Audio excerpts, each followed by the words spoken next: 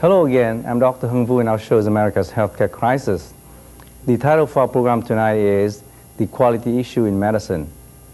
During the last several weeks, I have had the opportunity to consult with many authorities on this subject and have learned that defining what constitutes quality medical care is a complex and difficult process.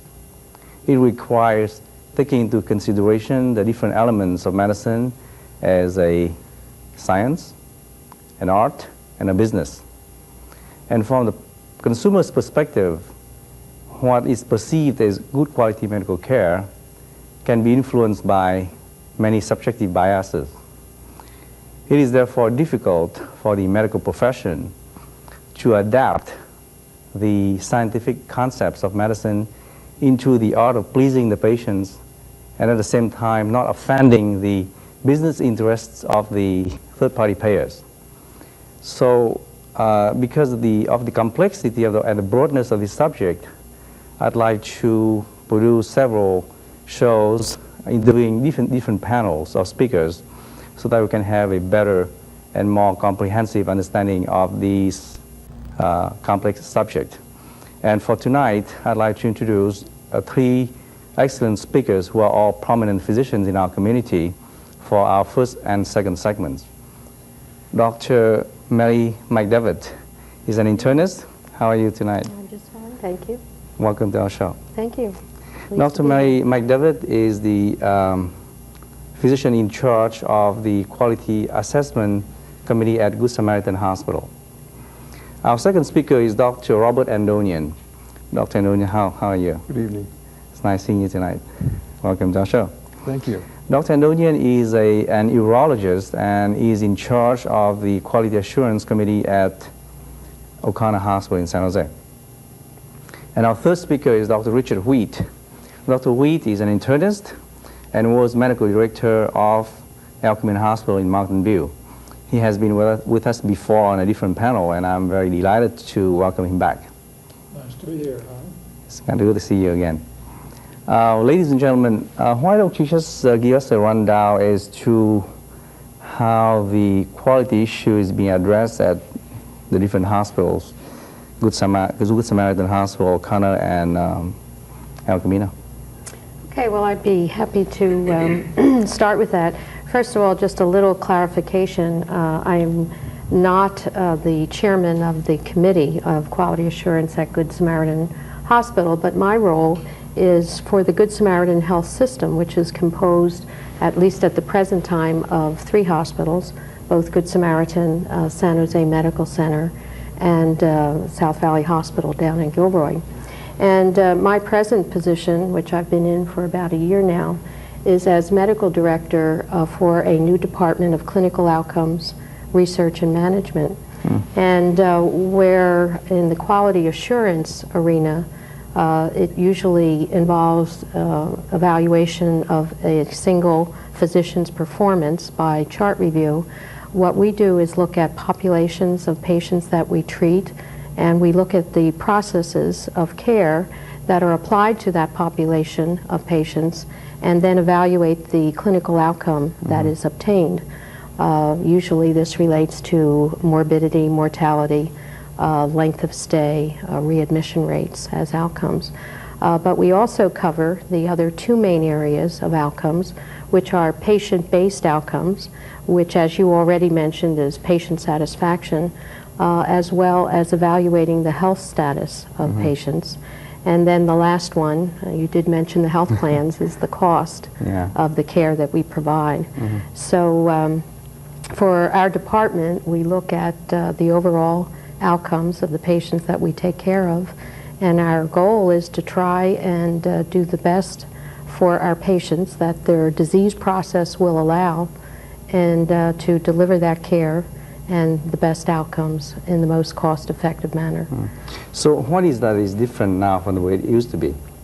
Well, I think the main issue for us is that we look at process of care rather than caregivers in the form of a particular physician or a particular nurse or technician. I think the area previously of quality assurance concentrated on finding bad people if I could put that in quotes. You know, who made the mistake, and trying to identify the people, and essentially what I think the total quality management revolution in healthcare has shown, that if you really want to change behavior and improve your outcome, what you have to do is look at the processes of care that are applied to the people, because they are as important, if not as important, as the people who are choosing those processes. Right. So And taking that's into what we do. consideration the circumstances of care also. I think that's a very important issue, especially for physicians, which is usually addressed by stratifying your population. Because I think as physicians, we all know if we have 3 patients with a heart attack, that patient is not the same as the second one or the third one. Because when patients come to us with their diseases, they bring a history of other conditions. They bring their social environment problems. They bring their health plan problems as far as what they will pay for and approve. So I think it's different in that respect. We look at populations of patients and their care rather than individuals. Right. Dr. Nonian? O'Connor is presently proposing to its medical staff a major restructuring of our quality assurance program, and we've entitled it the Performance Improvement Plan. What I believe we're doing that's major difference compared to our old program is, rather than looking case by case in a punitive fashion, we are assessing again the various processes of care, the various functions that go on in the hospital as multidisciplinary teams. We're in the process of convincing our medical staff that it's important that physicians and nurses and people from pharmacy and people from the admitting office work together in looking at ways by which the various functions, the things that go on in hospital, can be appropriately assessed and subsequently improved, so that we can measure this by how well patients do, outcomes, how satisfied patients are, how satisfied the community is with respect to what their expectations are from our hospital, from our medical center. Dr. Wee?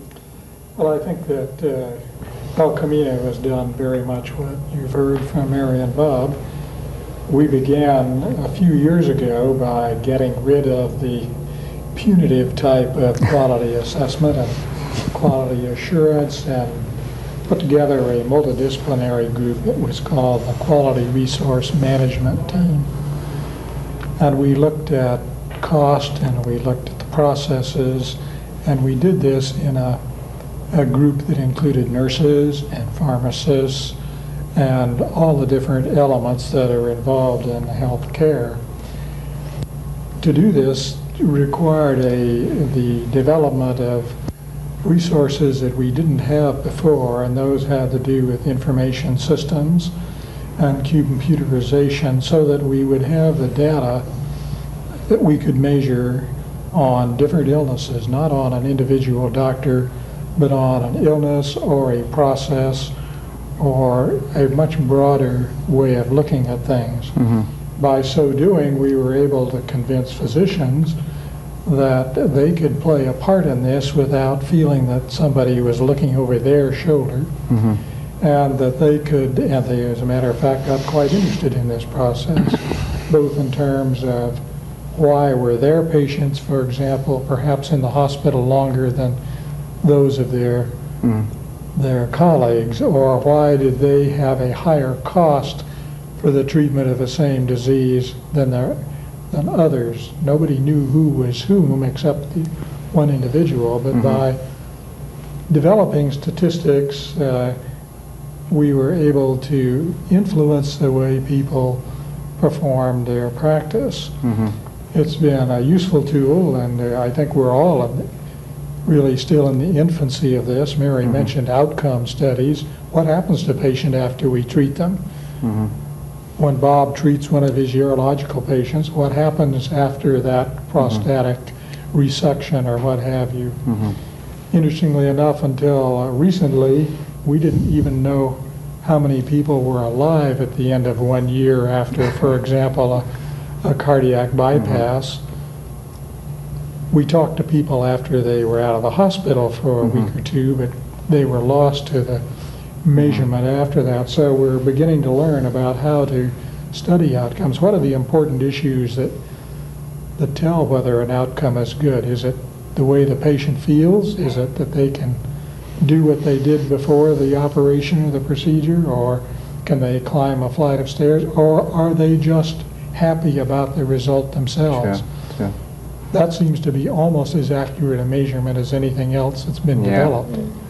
Yeah, that's really fascinating what you're mentioning, because I had a chance to talk to Dr. Tom McDonald at Stanford.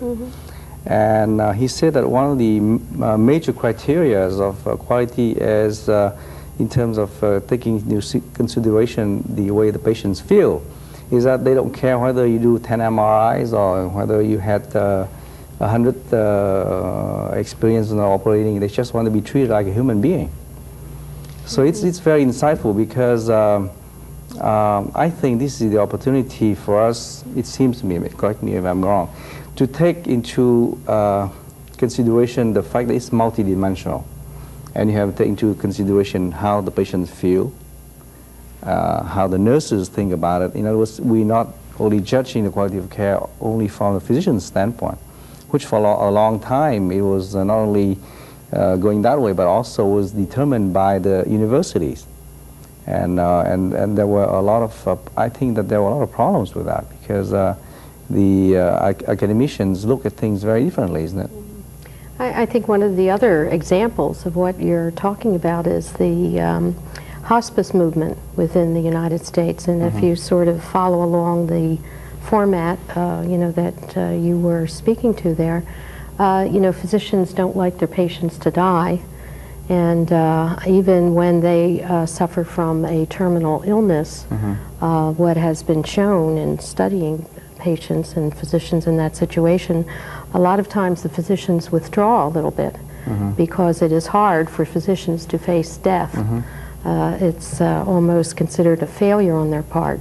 And I think what came out of England was to show us that it's part of the physician's role and a healthcare provider to say, if the outcome of this patient is going to be their death, because medical science can offer them nothing further, then it is the role of the physician and the healthcare workers to see that that death is as pain-free and anxiety-free as it can be. Sure. And I think we have learned that from hospice, and certainly that principle can be applied to many other areas of healthcare. Yeah.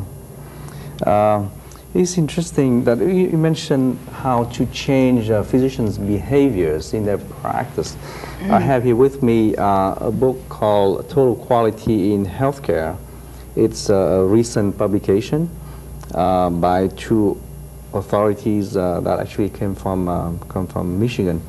And in this page here, you cannot read this, but some of the ways the strategies designed to change physician behavior, they mention that formal education, the way we have been doing for ages, continuing medical education seminars and so forth and so on, do practically nothing to change their behavior or anything at all. I mean, it's just almost useless. And if you put a economic pressure, then they will change, but with a lot of resistance. But the way to go about achieving that goal is to have what they call identify the supporting peer opinion leaders. In other words, the role models. You're talking about role models who do things right, and then get the physicians in the same area or same field to learn from that leader or that practicing physician. I think this is a very interesting concept. You may want to comment on that. Well, physicians, I think, almost universally want to do the very best they can. And in the past, everybody worked almost in isolation from everybody else. You did it your way, the way somebody taught you a long time ago, and you repeated that year after year.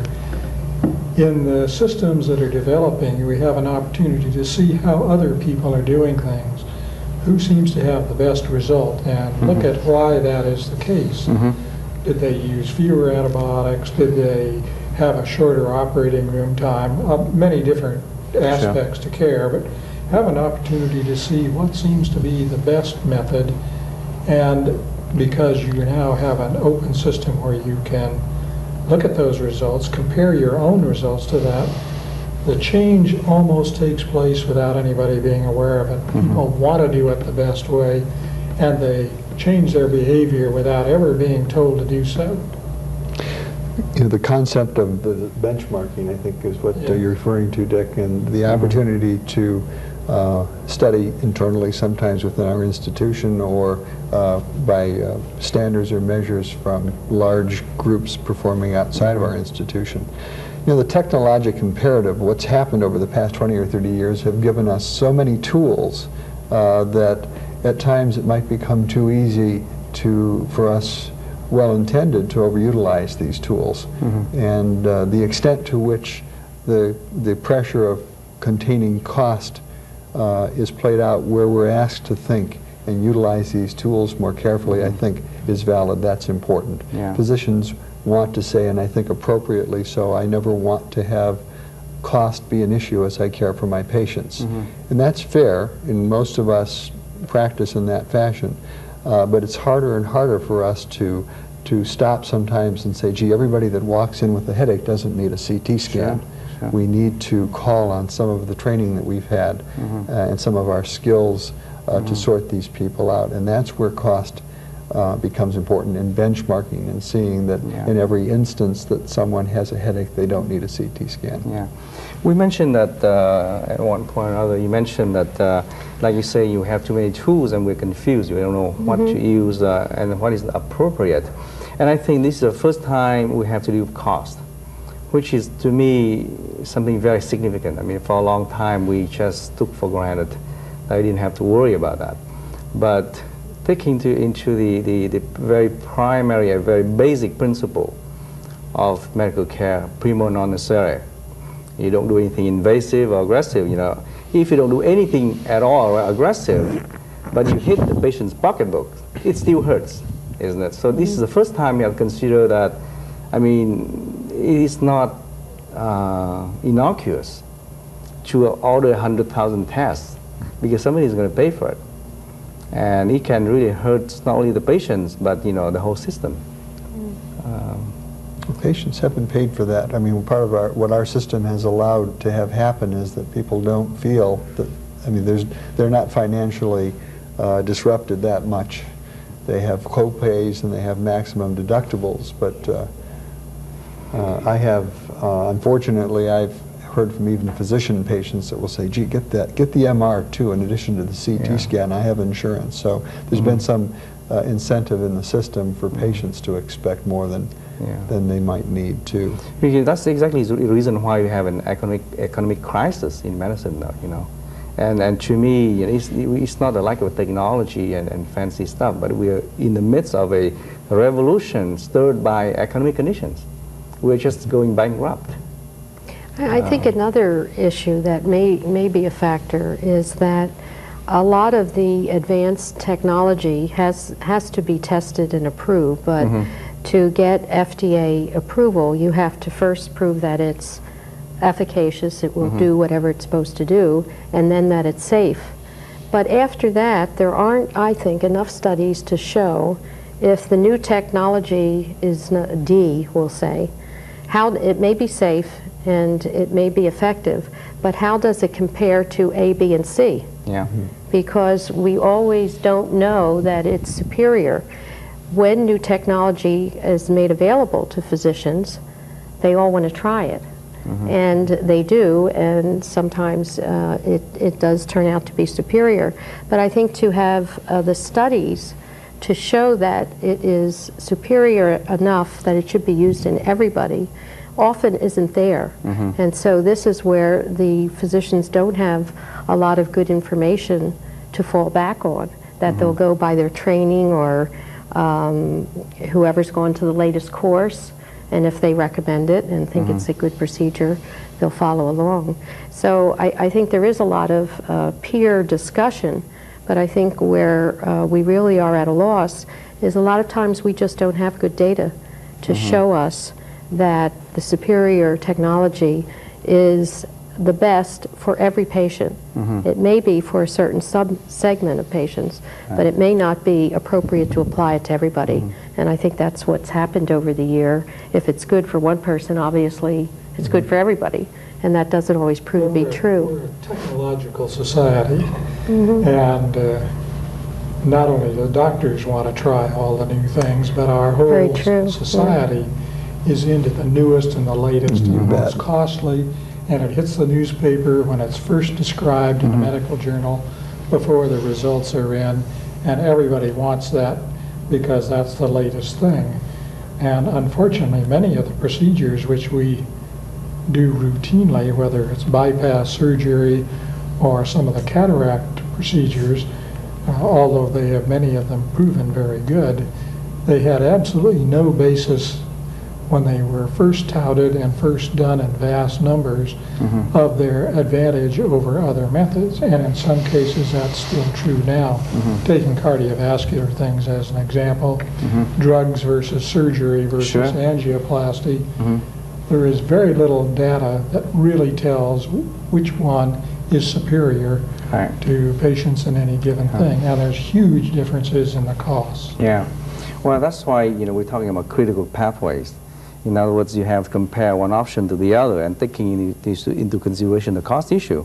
Because as we mentioned in one of the interviews that we had with Dr. Lee Young, you remember, that a lot of people think that more is better.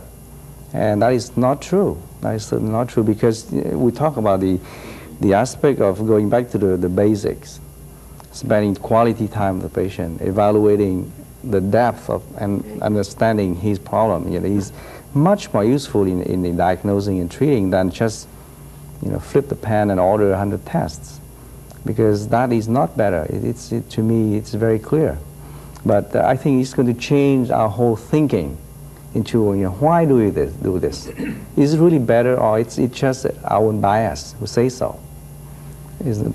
I think that's very true, and I would just add, I think what we have an opportunity to do in clinical medicine is develop the databases and the systems to follow these patients who have had different technologies applied, and then to look at their eventual outcome. And I'd certainly like to comment that Dick at El Camino has one of the best data system that we've all looked at very enviously. To be able to track the process of care for certain sets of patients and do the data analysis that he mentioned to bring back to the physicians to show them their performance. It really does help. Maybe it would be worth talking for a moment about clinical paths or critical paths, whatever one wishes to call them, because our audience may not know what we're talking about. These are systems where physicians and nurses and respiratory therapists and all the people who are interacting on a given procedure, for example, transurethral resection of the prostate, which is a very common procedure. Originally, there were a dozen different ways that people were treated. Some people were in the hospital for a short time and others longer times. Nobody knew which one was better off for how it was done.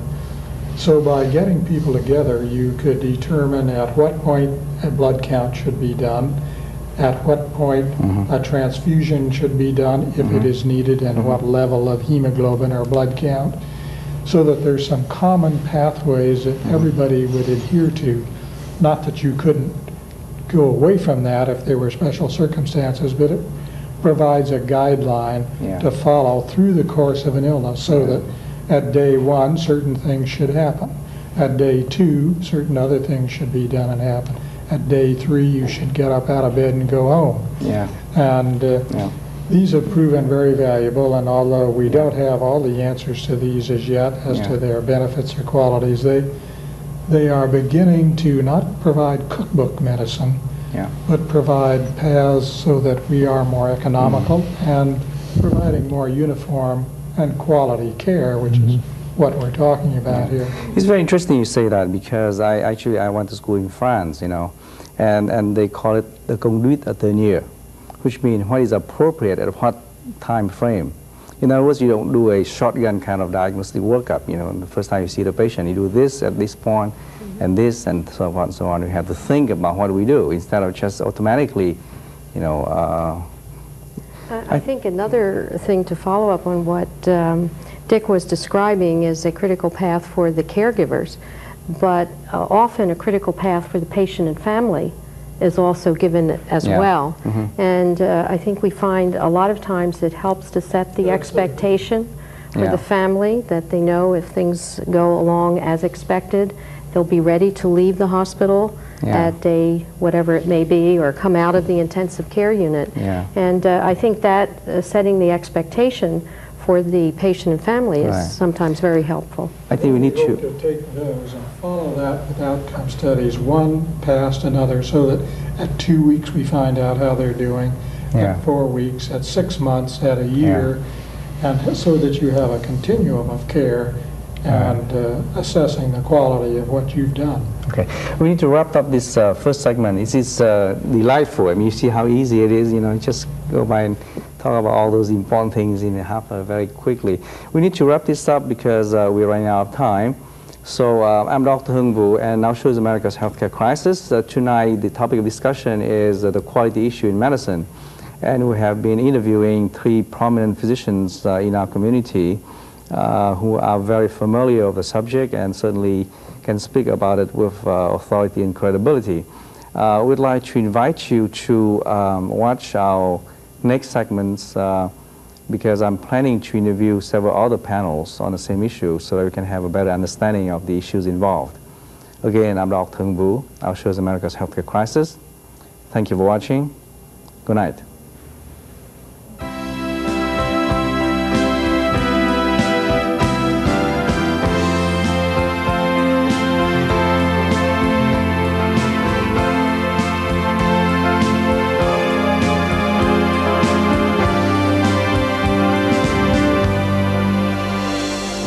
Someone, have you ever cared? Do you miss someone? Have you ever shared? Do you need someone to always be there when you feel lonesome and deep in despair? Do you need someone to dry up your tears? Do you need someone to always be near? Do you have someone to stay through the years?